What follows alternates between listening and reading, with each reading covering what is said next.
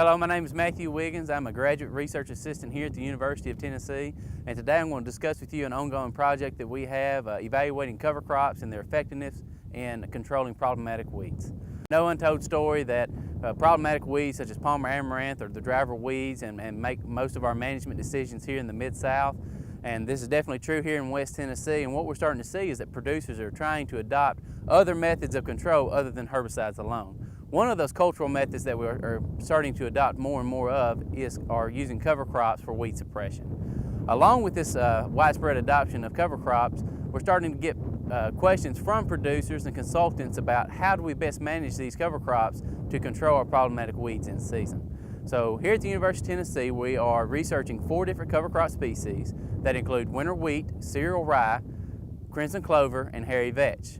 And with these cover crops, what we're doing is not only seeing when the best time to terminate these cover crops is, but what product do we use. So there's several decisions there that we can help answer and provide our producers with a best management practice. So this here is wheat, a cover crop that we have planted in the fall of the year using a no-till drill. And then we come back in the spring and we spray it with a herbicide, either paraquat or glyphosate, to see how effectively we can control our winter wheat population. We're doing this in all 4 crops, not just in this one alone. But with this, we have sprayed paraquat in mid-March, and the plot that I'm actually standing in was the same date in mid-March sprayed with glyphosate.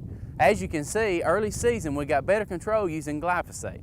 Even though it took a little bit longer to kill the cover crop, we can see now, when we would actually have a planted situation, we wouldn't have that in-season competition from our cover crop like we would if we planted into the standing residue that is to my right. Where I was talking about previously, that mid-April timing where we're coming in and spraying our cover crops in order to start getting ready to plant our soybean and our cotton crops.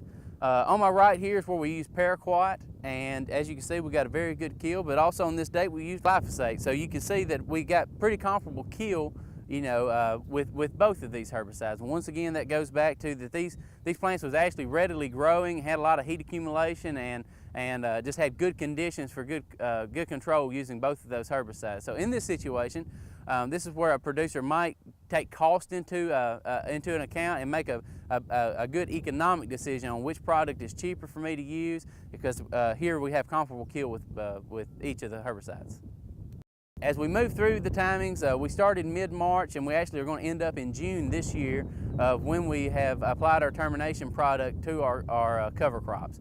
And what we have seen is true across all 4 of the cover crop species that we have evaluated.